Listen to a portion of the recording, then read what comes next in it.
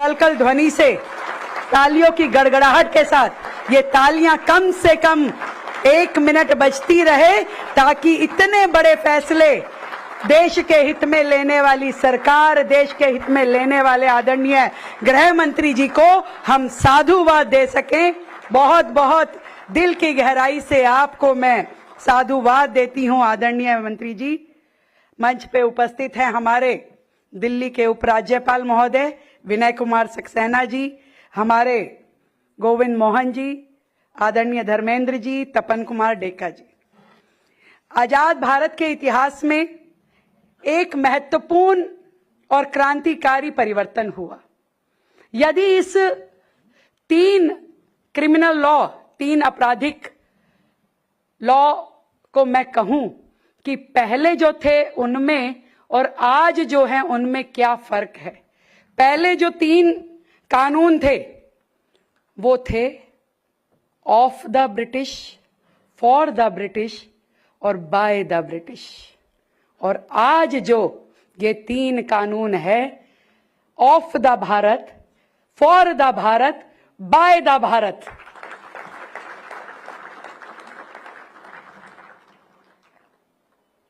सदियों पुराने कानून लगातार भारत की जनता को झेलने पड़ रहे थे। किसी में साहस नहीं था कि उनको बदल सके, वो इंडियन पेनल कोड हो, वो क्रिमिनल प्रोसीजर कोड हो या एविडेंस एक्ट। इन सब को, जो कि अंग्रेजों के द्वारा पीनल कोड की बात करती हूं, सजा देने के लिए। क्यों? क्योंकि ब्रिटिशर्स शासक थे, भारत गुलाम था और देने के लिए केवल सजा थी।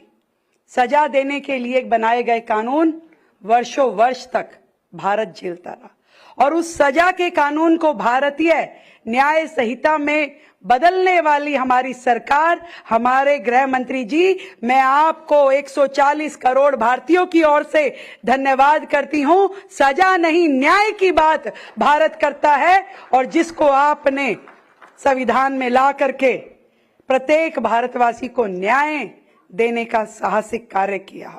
क्रिमिनल प्रोसीजर कोड, जिसको आपने कि क्रिमिनल के खिलाफ पूरी की पूरी प्रोसीजर प्रक्रिया नहीं, आपने इसे भारतीय नागरिक सुरक्षा संहिता कहा, कि जिसके कारण से भारत के नागरिकों को बेहतर सुरक्षा दी जा सके, वो कानून ये है। और इसी प्रकार भारतीय साक्ष्य अधिनियम। इस तरीके से ये जो तीनों कानून जब 1 जुलाई 2024 को देश में लागू हुए, आप ये मानिए कि पूरे देश में न्याय के ऊपर लोगों का विश्वास बढ़ता चला गया। अब उन्हें भी उम्मीद हो गई कि सालों साल पेंडिंग होने वाले केसेस अब रुकेंगे नहीं, उन्हें समाधान मिलेगा। और वो इन कानूनों में जिस प्रकार से कमियां थी, आपने उसको पूरा करते हुए आज हमारे न्याय संहिता में अलग अलग डेफिनेशंस को ऐड किया गया। नए, आज छोटा सा मोबाइल भी अपडेशन मांगता है, परंतु सालों से ये कानून भारत झेल रहा था, इनका कभी अपडेशन नहीं हुआ था। हमें खुशी है कि आपके माध्यम से इन कानूनों को अपडेट भी किया गया, और आज की वर्तमान परिस्थितियों के हिसाब से आपने उसमें न्याय को पूरा स्थान दिया है। पहले बात होती थी राजद्रोह की, कि सरकार के खिलाफ किसी ने कुछ कहा तो सजा मिलेगी, सरकार के खिलाफ आपने कुछ किया तो सजा मिलेगी। आज सरकार की बात नहीं की जा रही, आपने बात की देश की, कि देश के खिलाफ यदि किसी ने कुछ किया तो उसे बख्शा नहीं जाएगा। ये कहने का साहस केवल और केवल आप में था। ना केवल आपने इन 3 कानूनों के माध्यम से देश के प्रत्येक नागरिक को एक राहत की सांस दी। मैं तो दिल्ली की बात करना चाहती हूं। वर्षों से दिल्ली उस कॉम्प्लेक्सिटी में जूझ रही थी जहां पे ये नहीं समझ में आता था कि किस और जाया जाए। आपने दिल्ली में सरकार के बनते ही ऐसे ऐसे निर्णय किए जिसके कारण से आज दिल्ली सुकून की सांस ले पा रही है, मुस्कुरा पा रही है। आपने जो लाइसेंसिंग प्रक्रिया से पुलिस विभाग को अलग करके जो मल्टीपल विंडो सिस्टम था उसको मात्र जो स्थानीय बॉडी है वो लाइसेंसिंग प्रक्रिया को करेगी। ये आप समझिए कि दिल्ली के प्रत्येक व्यापारी के लिए इतना सुकून देने वाला कार्य आपने किया है। मैं आज इन करोड़ों दिल्ली वासियों की ओर से दिल की गहराई से आपका बहुत बहुत धन्यवाद करती हूं। तो धन्यवाद करने के लिए तालियां कम है भाई। जिस तरीके से आज दिल्ली का व्यापारी वर्ग खुश है, इससे पहले भी आपने दिल्ली में जब मकानों का निर्माण होता था उस निर्माण के दौरान हमारे पुलिस विभाग की भी ड्यूटी लग जाती थी वहां जाने की। आपने उस प्रक्रिया से भी पुलिस विभाग को अलग करके उसमें भी प्रक्रिया में पारदर्शिता के साथ में स्मूथनेस लेके आए। ये भी दिल्ली के लिए एक बहुत बड़ा निर्णय था। उसके लिए भी मैं आपको दिल की गहराई से बहुत बहुत बधाई देती हूं। लगातार एक एक दिल्ली से विषय जुड़े हैं, आपने उसको सुलझाने के लिए ये नहीं सोचा कि किसका लिया और किसको दिया। आपने कहा जो जनता के हित में है वही होना चाहिए। और मुझे लगता है कि विकसित भारत, विकसित दिल्ली के लिए आपके द्वारा लिए गए निर्णय हमेशा याद किए जाएंगे। मैं फिर से दिल्ली की जनता की ओर से आपको एक बार फिर से बहुत ढेर सारी बधाई, साधुवाद, धन्यवाद देती हूं। हम आपके इस कार्यों के कारण दिल्ली में बेहतर ईज ऑफ डूइंग बिजनेस और बेहतर सुविधाएं लेकर के आ पाएंगे। आपको मेरी ओर से बहुत धन्यवाद, बहुत बहुत साधुवाद। आभार माननीय मुख्यमंत्री महोदय का। अब मैं अनुरोध करूंगा माननीय उपराज्यपाल श्री विनय कुमार सक्सेना जी से, वे इस अवसर पर अपने संबोधन के लिए पधारें। माननीय उपराज्यपाल महोदय।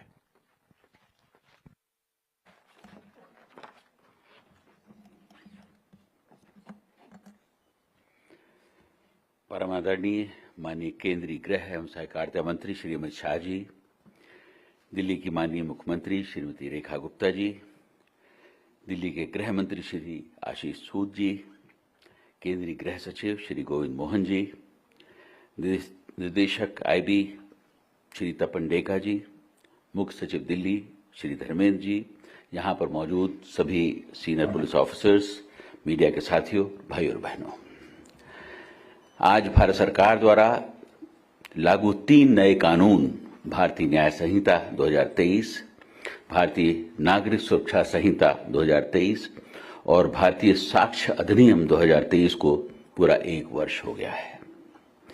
1 जुलाई 2024 को लागू होने के साथ ही इन कानूनों ने औपनिवेशिक तौर की एक निशानी को हमेशा के लिए खत्म कर दिया। आज का ये कार्यक्रम और प्रदर्शनी हमारे माननीय प्रधानमंत्री श्री नरेंद्र मोदी जी, माननीय गृह मंत्री श्री अमित शाह जी की कॉलोनियल लेगेसी विरोधी जो मूल भारतीय सोच है उसका एक प्रतीक है। इन नए कानूनों ने न्याय प्रणाली के एक नए युग का आरंभ किया है। यह हमारा सौभाग्य है कि माननीय केंद्रीय गृह मंत्री श्री अमित शाह जी की मौजूदगी में हम सभी इस पहली वर्षगांठ को मना रहे हैं। माननीय प्रधानमंत्री मोदी जी और माननीय केंद्रीय गृह मंत्री श्री अमित शाह जी के मार्गदर्शन में लागू इन तीनों कानूनों का उद्देश्य न केवल तत्पर न्याय दिलाना है, बल्कि ये भविष्य की जरूरतों के लिए भी पूरी तरीके से खरे उतरे हैं। इनके माध्यम से न्याय और न्याय प्रणाली को सरल बनाने का जो काम हुआ है, केंद्र सरकार द्वारा जो किया गया है, उसकी जितनी भी प्रशंसा की जाए वो कम होगी। हम कई बार सुनते आए थे कि न्याय में देरी न्याय न मिलने के बराबर होती है। जांच, मुकदमे और अदालती कार्रवाई में टेक्नोलॉजी के इस्तेमाल से इस बात को सुनिश्चित किया गया है कि अब न्याय मिलने में देरी न हो। इन तीनों कानूनों के लागू होने के बाद अब न्याय प्रणाली पूर्णतः भारतीय बन चुकी है। इसके माध्यम से भारतीयों द्वारा भारतीयों को न्याय और उनकी सुरक्षा सुनिश्चित की गई है। ये दोनों कानून विशेष रूप से महिलाओं, बच्चों और समाज के कमजोर वर्गों के लिए केंद्रित हैं, जिन्हें सुरक्षा की सबसे ज्यादा जरूरत पड़ती है। मुझे खुशी है कि दिल्ली सरकार ने इन तीनों कानूनों को न केवल सफलता से लागू किया है, बल्कि इनके अनुरूप काम भी करना शुरू कर दिया है। मैं खुद करीब 11 बार इनके इम्प्लीमेंटेशन के लिए रिव्यू मीटिंग है कि इस दौरान सामने आई कमियों को हम सब ने बड़ी अच्छी तरीके से पूरा किया और आज इन कानूनों को हम सफलता के साथ यहां पर लागू कर सके हैं। इन्हें ठीक से लागू करने के लिए दिल्ली पुलिस को भी जरूरी निर्देश दिए गए थे। मैं बताना चाहूंगा कि दिल्ली पुलिस, स्वास्थ्य विभाग और हमारा कानून विभाग अपने सभी कर्मियों को ट्रेनिंग देकर इन कानूनों के इम्प्लीमेंटेशन को सफल बनाने के लिए हर जरूरी प्रयास कर रहा है। ये कानून देश की बहु बेटियों की रक्षा करने और निर्बल के साथ मजबूती से खड़े रहने और उन्हें न्याय दिलाने में पूरी तरह सक्षम है। दिव्य सज्जनों, जैसा कि आप जानते हैं कि विगत एक दशक में केंद्र द्वारा कई गैर जरूरी कानूनों को खत्म कर एक बहुत बड़ा काम किया गया है, जो हमारे बीच में एक रुकावट का काम किया करता था। ये सभी आम लोगों के जीवन में सकारात्मक बदलाव लाने के लिए जरूरी थे। एक सभ्य समाज में अपराध की कोई जगह नहीं होती है, लेकिन नागरिक नियमों में रहकर काम करें, इसके लिए कानून बनाना जरूरी होता है। अभी यहां हमने इससे थोड़ी देर पहले एक प्रदर्शनी को देखा जो न्याय और वितरण प्रणाली में आए महत्वपूर्ण बदलाव को दर्शाती है। मुझे विश्वास है कि ये प्रदर्शनी इन कानूनों के प्रति लोगों को जागरूक करने में महत्वपूर्ण भूमिका निभाएगी। दिल्ली वासियों से मेरा आग्रह है कि वो इसका हिस्सा बने और नए कानून को लेकर जागरूक बने। किसी भी कानून की सफलता उसके प्रति लोगों की जागरूक होने की जो निर्भरता है उस पर निर्भर करेगी। इसलिए आप अपने अधिकारों के प्रति सजग रहें और जागरूक बने। कॉलोनियल लेगेसी से हमें उभरना होगा। आइए हम गुलामी के सभी बंधनों से मुक्त होकर देश को समृद्ध बनाएं। जय हिंद, धन्यवाद।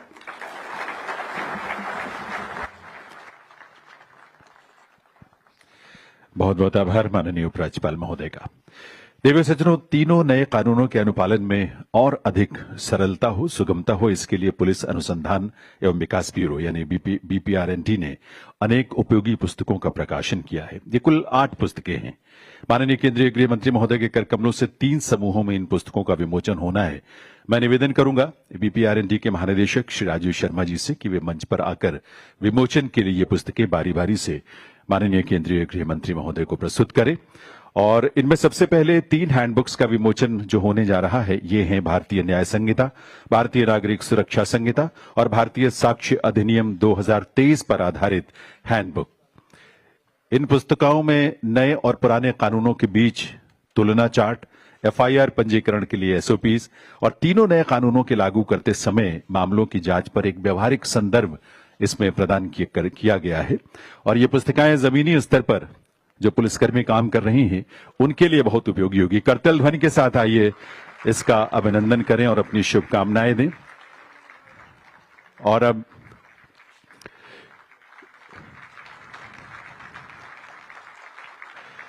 इन 3 हैंडबुक्स के बाद देवियों सज्जनों, बीपीआरएनडी के महानिदेशक राजीव शर्मा जी से अब जांच अधिकारियों के लिए ई साक्ष्य ऐप के उपयोग पर गाइडलाइंस और तीनों कानूनों के सफल कार्यान्वयन से संबंधित 50 सक्सेस स्टोरीज के संकलन के विमोचन के लिए ये पुस्तकें माननीय केंद्रीय गृह मंत्री महोदय को प्रस्तुत करने का अनुरोध है। और इस समय माननीय केंद्रीय गृह मंत्री महोदय अपने करकमलों से इनका विमोचन कर रहे हैं। इसमें ई साक्ष्य ऐप के इस्तेमाल से संबंधित विस्तृत विवरण जो है उसे शामिल किया गया है। और साथ ही दूसरी पुस्तक में नए आपराधिक कानूनों पर 50 सफलता की कहानियां भी शामिल हैं, हिंदी में भी और अंग्रेजी में भी देवियों सज्जनों। और इसके बाद बीपीआरएनडी ने देश भर के पुलिस प्रशिक्षण संस्थानों की निर्देशिका जो तैयार की है और साथ ही पुलिस संगठनों से जुड़े आंकड़ों और सूचनाओं का संकलन कर इसे प्रकाशित किया है। माननीय केंद्रीय गृह मंत्री महोदय अपने करकमलों से इसका भी विमोचन करेंगे। दीप्ति और डीओपीओ का विमोचन वे कर रहे हैं इस समय। आपको यह बताएं कि दीप्ति में देश भर के पुलिस प्रशिक्षण संस्थानों को सूचीबद्ध किया गया है, जबकि डीओपीओ में देश भर के पुलिस संगठनों के आंकड़े जो है उन्हें शामिल करके उनका प्रकाशन किया गया है। इसमें राज्य, केंद्र शासित प्रदेश, केंद्रीय पुलिस, अर्धसैनिक बल, पुलिस की संख्या, ये सब कुछ विवरण जो है बहुत विस्तार से शामिल किया गया है। बहुत बहुत आभार माननीय केंद्रीय गृह एवं सहकारिता मंत्री महोदय का। देवियों सज्जनों, स्वतंत्रता के 77 वर्षों बाद देश में 3 नए आपराधिक कानूनों का लागू होना एक स्वर्णिम युग की शुरुआत थी। माननीय प्रधानमंत्री श्री नरेंद्र मोदी जी के शब्दों में ये 3 नए कानून समानता, सद्भाव और सामाजिक न्याय के आदर्शों में बुने गए हैं, जिसका मूल मंत्र है नागरिक प्रथम और दंड नहीं, न्याय, जिसका उद्देश्य है ऐसे स्वदेशी सोच से प्रेरित ऐतिहासिक कानूनों के शिल्पी, जिनके मार्गदर्शन में इन कानूनों ने न्याय प्रणाली में विश्वास का पहला स्वर्णिम वर्ष पूरा किया है। ऐसे नेतृत्व को नमन करते हुए आइए आप सबकी करतल ध्वनि के साथ निवेदन करें देश के यशस्वी गृह एवं सहकारिता मंत्री श्री अमित शाह जी से इस अवसर पर उनके उद्बोधन के लिए, उनके मार्गदर्शन के लिए। माननीय केंद्रीय गृह एवं सहकारिता मंत्री महोदय।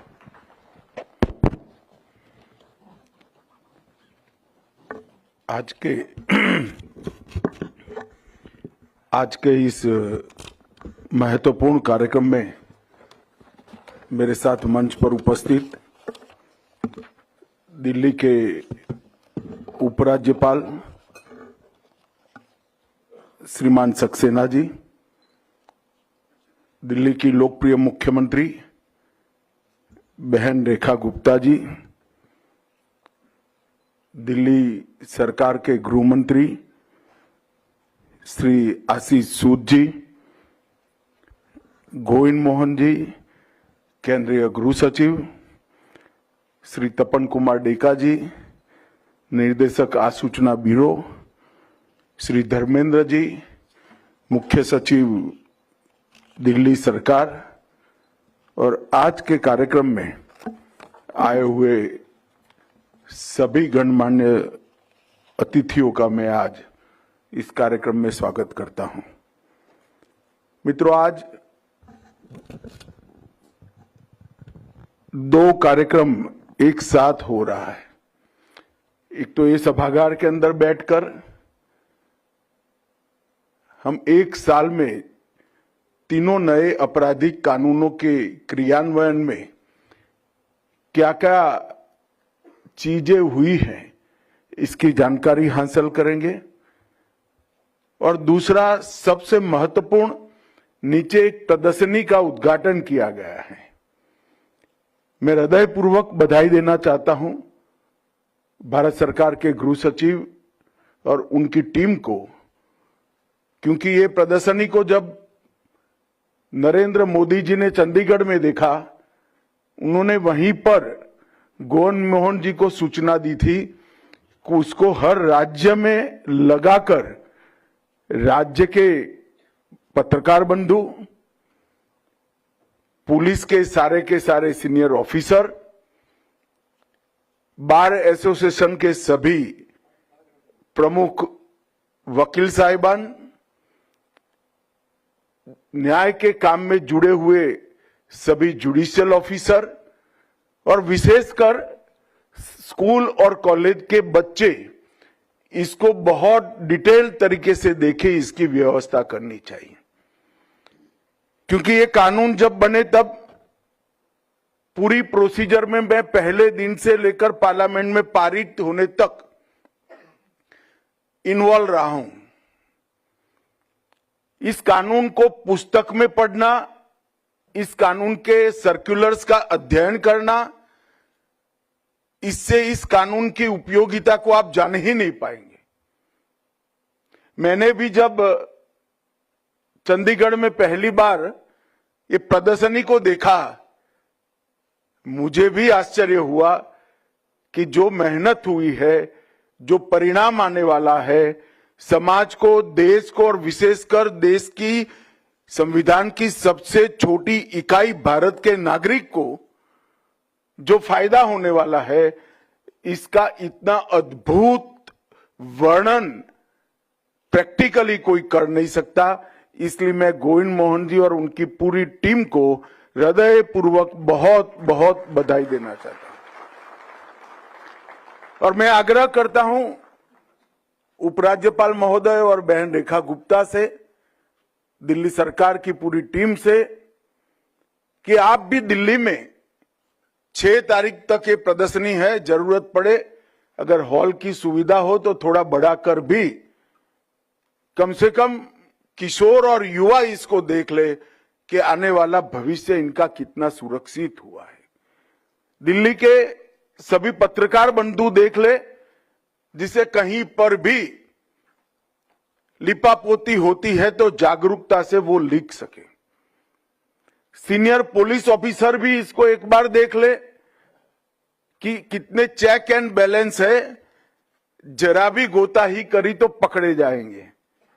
और सारे न्याय के काम के साथ जुड़े हुए वकील और जुडिशियल ऑफिसर को भी इसको देखे, इसकी चिंता करनी चाहिए, क्योंकि ये कानून एक प्रकार से आने वाले दिनों में हमारी क्रिमिनल जस्टिस सिस्टम को, आपराधिक न्याय प्रणाली को आमूलचूर रूप से बदलने वाला है।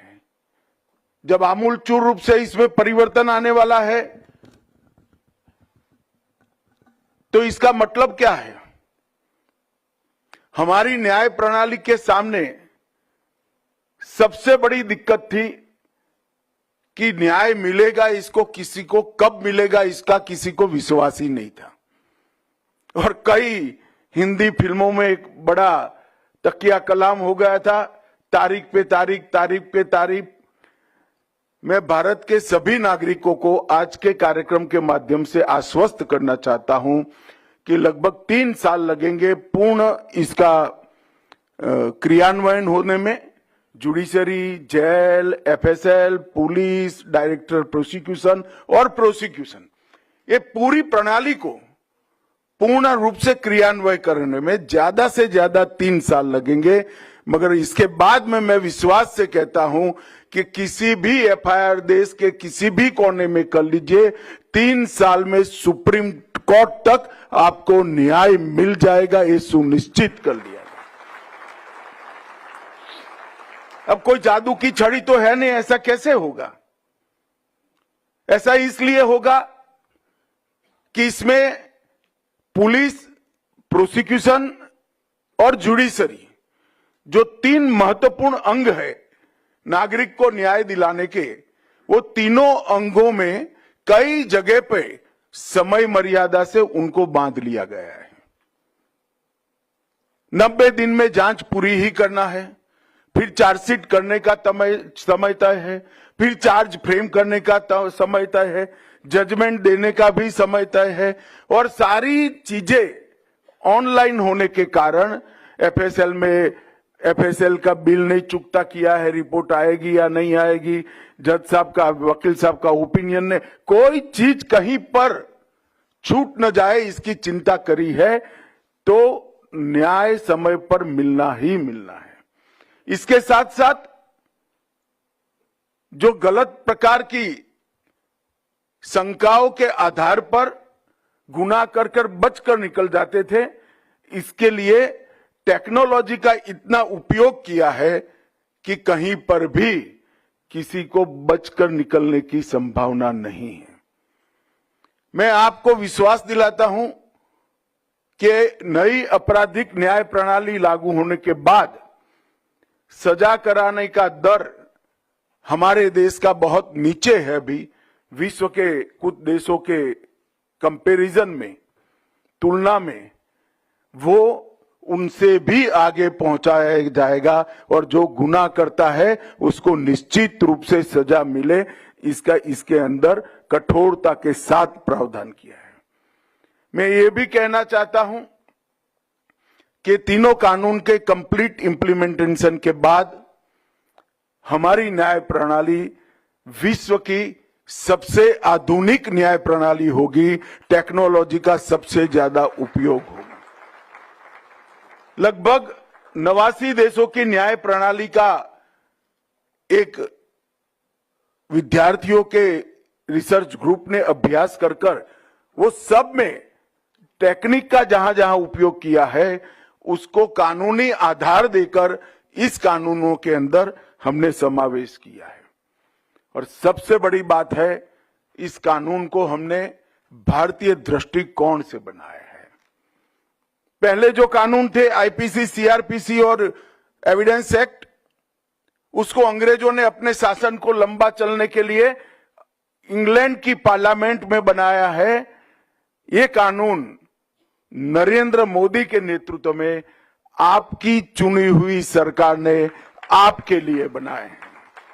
ये कानून बनाने का मकसद भारत के नागरिक का शरीर, संपत्ति और संविधान दत्त जितने भी अधिकार है, जो उसका सम्मान है, इसकी सुरक्षा करना है। पुराने जो कानून थे, इसका मकसद अंग्रेज सरकार को लंबा शासन कराना और उनकी संपत्ति की रक्षा करना था। अब आईपीसी की जगह भारतीय न्याय संहिता, सीआरपीसी की जगह भारतीय नागरिक सुरक्षा संहिता और इंडियन एविडेंस एक्ट की जगह भारतीय साक्ष्य अधिनियम नाम पर से ही आपको मालूम पड़ता है कि दंड नहीं, पिनल नहीं, न्याय देना है। सीआरपीसी सिर्फ प्रोसीजर नहीं है, अब नागरिक की सुरक्षा के लिए भारतीय नागरिक सुरक्षा संहिता है और भारतीय साक्ष्य अधिनियम भी बना है। और मैं मानता हूं कि हमारी न्याय यात्रा का ये एक प्रकार से स्वर्णिम अवसर बनने वाला है। ये बदलाव अब कागजी नहीं रहा है। एक साल के अंदर कई सारे फॉलो अप के काम कर मैं आगे बताऊंगा, लाखों लोगों का ट्रेनिंग हुआ है। टेक्नोलॉजी पर भारत सरकार ने और राज्य सरकारों ने हजारों करोड़ रुपया खर्च करा है और अब इसके इम्प्लीमेंटेशन के एक स्टेज पर हम पहुंच चुके हैं जहां सफलता बहुत नजदीक है। आज यहां पर बीएनएस, बीएनएसएस और बीएसए के अधिनियमों पर एक हैंडबुक उसको लोकार्पण किया गया। मेरा आग्रह है बीपीआरएनडी से कि इसको हिंदी बहुत जल्दी से कर लिया जाए, देरी नहीं लगानी चाहिए और फिर भारत की सारी भाषाओं में भी इसका अनुवाद करा लेना चाहिए। ट्रेनिंग डायरेक्टरी और 50 सक्सेस स्टोरी को यहां पर एक पुस्तक में संकलित कर लिखा गया है। मित्रों, मैं तो नियमित रूप से चुने हुए गृह मंत्रियों से बात करता हूं। सक्सेस स्टोरियां अनेक हैं और छोटे छोटे केस से लेकर डबल मर्डर तक के केस के अंदर 3 माह के अंदर सजा देने का काम ये नए आपराधिक कानून और टेक्नोलॉजी के उपयोग से हो गया है, क्योंकि हमने 7 साल और इससे ज्यादा सजा वाले हर केस के अंदर एफएसएल को कंपलसरी कर दिया है। फीस का उपयोग भी अब बहुत अच्छे तरीके से होने लगा है। पॉस्को के केस में डीएनए का मिलान गुनाह करने वाले को किसी भी तरह से छूटने की रजा नहीं देता है और डिजिटल जब्ती के लिए भी और डिजिटल आरोप मतलब गुनाहों के लिए भी कई सारी टेक्नोलॉजी का उपयोग हमने किया है। सामाजिक, आर्थिक और राजनीतिक न्याय से युक्त न्याय संगत शासन का एक स्वर्णिम कालखंड अब आने वाले दिनों में मोदी जी के नेतृत्व में शुरू होने वाला है और हम सब के लिए ये बहुत सौभाग्य का विषय है। जैसा मैंने कहा, एक साल के अंदर एक प्रकार से 14,80,000 पुलिस कर्मियों की ट्रेनिंग हुई, 42,000 जेल के कर्मचारियों की ट्रेनिंग हुई है, 19,000 से ज्यादा न्यायिक अधिकारियों की ट्रेनिंग हुई है और 11,000 से ज्यादा पब्लिक प्रोसिक्यूटर्स की ट्रेनिंग हुई है। लगातार रिव्यू बैठकें हमने एक साल में की है। 100% 23 राज्य और केंद्र शासित प्रदेशों ने क्षमता निर्माण का काम 100% पूरा किया है और बाकी सारे राज्यों में 80% तक हुआ था। जब मैंने रिव्यू करा, शायद आज हो गया होगा। इसमें कई सारी अधिसूचनाएं न्यायालयों पर भी लंबित रहती है, फिर भी 11 राज्य और यूटी में ई साक्ष्य इसकी अधिसूचना पारित कर दी गई है। 11 राज्य और यूटी में ई समन इसकी भी अधिसूचना पारित की गई है। 6 राज्यों में न्याय श्रुति इसकी अधिसूचना पारित हो गई है। और 12 राज्यों में सामुदायिक सेवा की अधिसूचना पारित कर दी गई है। एक प्रकार से इसको न्यायालय तक लॉजिकल एंड पर ले जाने का काम लगभग 60% समाप्त हुआ है और हमारा विभाग, गृह विभाग लगातार सुप्रीम कोर्ट के साथ संपर्क में है। इसका फॉलोअप डे टू डे चालू है। मुझे विश्वास है कुछ ही महीनों में हम इसमें 100% सिद्धि हासिल कर लेंगे। मित्रों, जब कानून का इम्प्लीमेंटेशन में सबसे महत्वपूर्ण चीज है कि तीनों कानून में बहुत परामर्श कर छोटे छोटे छिद्रों को भरने का काम किया है। मल्टी स्टेक होल्डर अप्रोच, इनके साथ चर्चा करने के अप्रोच से ढेर सारा काम किया है। गृह मंत्रालय में सिर्फ मेरे स्तर पर 160 बैठकें हुई है।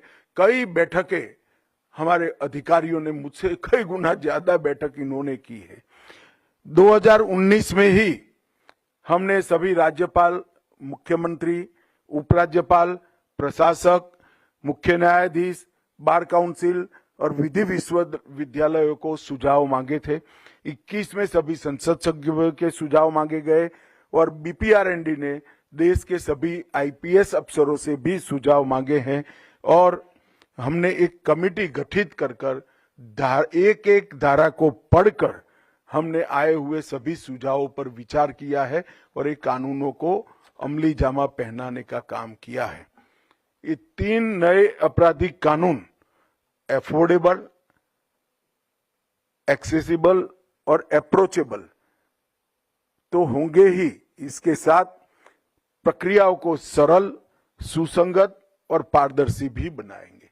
अब कोई ऐसा नहीं कह पाएगा थाने पर कि किसी का परिजन अगर थाने में है तो जाओ भाई परसों जांच करना, दिनों तक उसको पुलिस पकड़कर नहीं रख सकती। वहां पर एक ई रजिस्टर लगाना पड़ेगा जिस पर जितने लोग हिरासत में है उसकी लिस्ट होगी और 24 घंटे में उनको न्यायालय के सामने उपस्थित कर देना पड़ेगा। इसके अलावे नागरिक जो फरियाद करेगा उसको उसकी रिसीट भी मिल जाएगी। ई एफआईआर का भी प्रावधान किया है, 0 एफआईआर का भी प्रावधान किया है और 90 दिन में आपकी कंप्लेन का क्या हुआ इसका रिपोर्ट आपको व्हाट्सएप पर मिल जाए, इस प्रकार के हमने इसके अंदर प्रावधान किए हैं। मित्रों, इनके अंदर बच्चों और महिलाओं के अपराधों पर एक अलग अध्याय जोड़ा गया है। आतंकवाद की इतने वर्षों के बाद पहली बार व्याख्या की गई है। संगठित अपराध को भी व्याख्यायित कर कठोर दंड का प्रावधान किया है। 90 दिन में, जैसे मैंने कहा, आपके केस की मीमांसा आप तक पहुंचे, इसकी भी व्यवस्था की है। ई साक्ष्य पोर्टल और वीडियो कॉन्फ्रेंस, तलाशी और जब्ती की वीडियोग्राफी और पोस्टमार्टम रिपोर्ट से लेकर एफएसएल का रिपोर्ट ऑनलाइन, पुलिस, प्रोसिक्यूशन और न्यायालय ऑनलाइन एक ही समय पर मिल जाएगा। इससे बहुत अच्छी सरलता होगी। डायरेक्टर ऑफ प्रोसिक्यूशन का भी हमने नया प्रावधान किया है जिससे सजा कराने के दर में बड़ी वृद्धि हो पाए। मित्रों, मेरा आप इस सभागार में जितने भी लोग उपस्थित हैं सबसे आग्रह है कि इस प्रदर्शनी को न्याय के साथ जुड़े हुए सभी लोग देखें, इसकी चिंता करना चाहिए। और नरेंद्र भाई के नेतृत्व में हमारे प्रधानमंत्री जी के विजन और उनका फॉलोअप करने की, नीचे तक चीजों को पहुंचाने की जो उनकी कार्यपद्धति है, इसके कारण भारत भर के पुलिस को अब हम एक स्टेज आगे टेक्नोलॉजी से सज्ज कर रहे हैं। सीसीटीएनएस के द्वारा 100% पुलिस स्टेशन अब ऑनलाइन जुड़ चुके हैं। 22,000 अदालतें ऑनलाइन जुड़ चुकी है। ई प्रिजन में 2 करोड़ से अधिक कैदियों का डेटा उपलब्ध है। 1361 जेलों में ई प्रिजन लागू हो चुका है। ई प्रोसिक्यूशन लगभग 1,93,00,000 अभियोजन का डेटा 36 राज्य और यूटी में ऑनलाइन हो चुका है। 1,14,00,000 फिंगरप्रिंट्स का डेटा नफीस पर उपलब्ध है। आई मॉड यूएपीए के टेररिज्म से जुड़े हुए 24,000 आतंकवादी घटनाओं के 13,000 आतंकवादी घटनाओं का डेटा ऑनलाइन उपलब्ध है। निदान पोर्टल पर 8 लाख नार्कोटिक्स के केस का डेटा उपलब्ध है।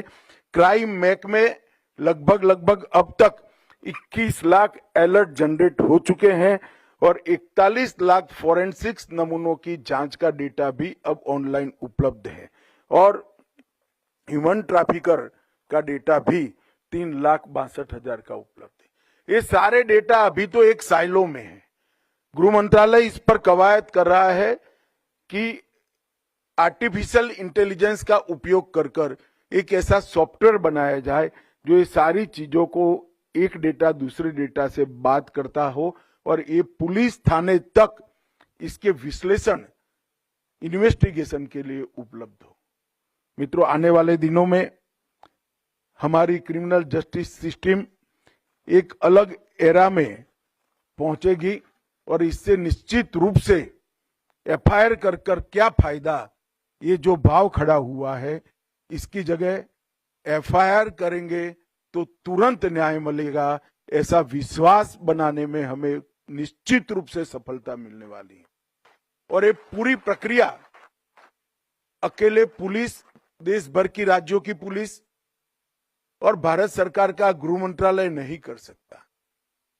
इसमें जब तक जनता को अपने अधिकारों की जानकारी नहीं मिलती है, जागरूकता नहीं आती है, तब तक तंत्र पर दबाव खड़ा नहीं हो। और मेरा आप सबसे अनुरोध है कि हमने तय किया है कि ऐसी हर राज्य में एक प्रदर्शनी लगाई जाएगी और फिर राज्य भी इसको नीचे तक अपनी अपनी भाषाओं में कैरी करेंगे। इससे एक इस प्रकार की जागृति लाए जिससे इसके इम्प्लीमेंटेशन में बड़ी सरलता हो जाए। आने वाले दिनों में जब भी इसका कोई विश्लेषण रिसर्च करने वाली टीम करेगी, तब मैं मानता हूं कि ये आजादी के बाद का सबसे बड़ा रिफॉर्म माना जाएगा। इसमें मेरे मन में कोई संशय नहीं है, क्योंकि हर व्यक्ति के अधिकार को जुड़ने वाली चीज, हर व्यक्ति को अपने अधिकार की रक्षा करने का जो इंस्ट्रूमेंट है, साधन है, वो क्रिमिनल जस्टिस सिस्टम है।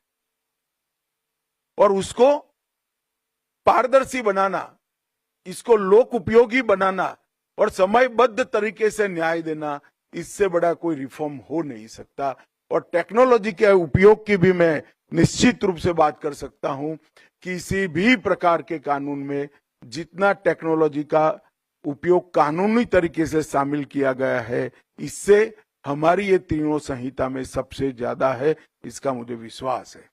आज मैं दिल्ली सरकार को हृदय से बधाई देना चाहता हूं, क्योंकि दिल्ली का एक प्रॉब्लम भी है। वैसे तो गृह मंत्रालय भी यहाँ है, दिल्ली सरकार भी यहाँ है, तो गृह मंत्रालय की सबसे ज्यादा कठोरता दिल्ली प्रशासन के साथ ही होती है और एक प्रकार से गृह मंत्रालय के अंडर भी आते हैं। मगर मुझे कहने में कोई झिझक नहीं है, सभी राज्यों में सबसे अच्छा इम्प्लीमेंटेशन और सबसे जल्दी इम्प्लीमेंटेशन हमारी दिल्ली सरकार ने किया है। उपराज्यपाल महोदय और मुख्यमंत्री और गृह मंत्री के लिए जोर से ताली बजाकर इन तीनों का हम सब समर्थन करें। और फिर से एक बार मैं आग्रह करता हूं, नीचे प्रदर्शनी में एक एक सेल्फी लेकर इसको सोशल मीडिया के अंदर वायरल करिए। जरूरत पड़ेगी, संख्या बढ़ेगी तो 6 तारीख से भी ज्यादा लंबा कर लोगों को दिखाएंगे, परंतु जागरूकता बहुत जरूरी है। आप सभी का हृदय से बहुत बहुत धन्यवाद। वंदे मातरम। बहुत बहुत आभार माननीय केंद्रीय गृह एवं सहकारिता मंत्री महोदय का उनके प्रेरक संबोधन के लिए। देवी सज्जनों, मैं निवेदन करूंगा आप सभी से, आइए सब, ये अवसर होगा जब कार्यक्रम के अंतिम चरण में हम अपने स्थान पर खड़े हों राष्ट्रगान के लिए, इस बात का आप सबसे अनुरोध है।